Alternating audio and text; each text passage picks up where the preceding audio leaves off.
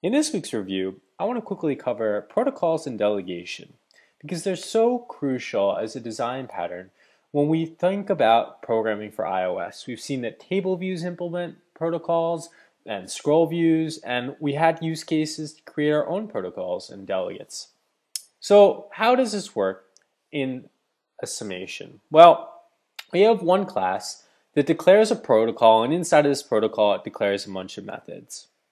We have another class that conforms to that protocol and implements those methods. So it's almost like class 2's implementation file is implementing the method from class 1's header file. But we're using the protocol to say that it will be implemented in a different class. So we need to conform to that class in class 2. When you conform to that protocol, don't forget to import class 1 so that you can conform to the protocol. Otherwise, class 2 won't know about the protocol in class 1. Then we declare a property named delegate, which is of type ID, which we know is a pointer to object of type unknown. And we make sure that that variable named property conforms to our protocol. So this way, when we try to call our protocol methods on self.delegate, the class will know that this is legal because our property has conformed to the delegate. Then we're able to, in class 2, set the delegate property of an instance of class 1 to self.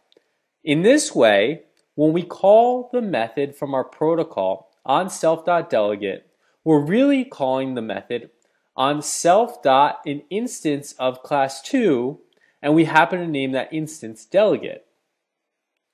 So finally what we do in class 1 is we do a callback on the method implemented in class 2. So we're able to call this method saying self.delegate, the name of the method in class 1, and that causes some logic to be evaluated in class 2.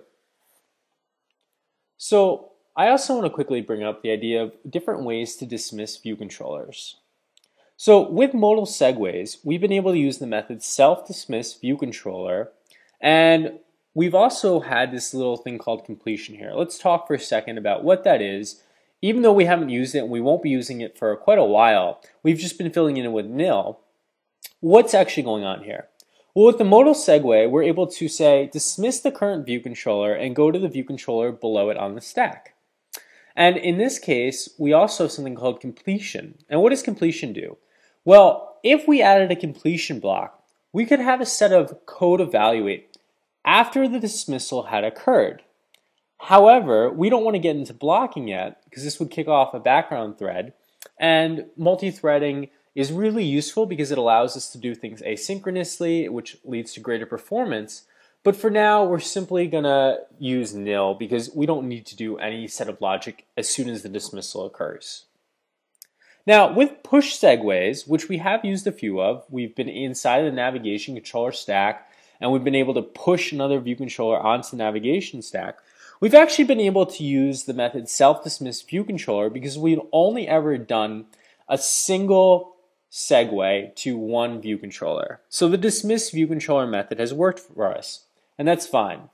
But if we have multiple view controllers, it's important that we remember that the proper way to remove the top view controller from our navigation stack is to use the method self.navigationController and call the method popViewControllerAnimated on my navigation controller. So navigation controller keeps track of all of the view controllers in its stack, and it's able to pop off the top view controller from the stack. So remember, when you're using a push segue, we can use the method popViewController if you have multiple view controllers. And if you have a modal segue, we can use we can remove a single view controller from our stack by using the method dismissViewController.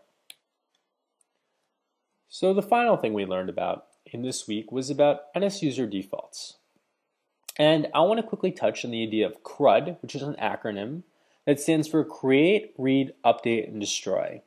And this is really important for persistent data storage because these are the 4 operations we need to be able to do or to interact with our persistent storage. So we need to be able to create and save this data. We need to be able to read data from whatever storage we're using.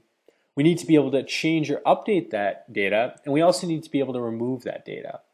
So these are the 4 ways you should think about persistent storage.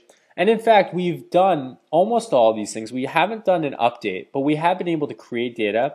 We've been able to access information from our user and its user defaults, and we've been able to destroy or remove data. And in fact, we're able to use a similar method to update data. We're just going to overwrite the data for a specific key to NS user defaults. That's how we'd update data with NS user defaults. So there are other types of storage types, and these include core data and APIs. And it's important to remember that when we're interacting with persistent storage, we're going to use these 4 ways to interact with core data and with our API. So learning how to think about interacting with NS user defaults will be really helpful as you learn core data and how to interact with an API.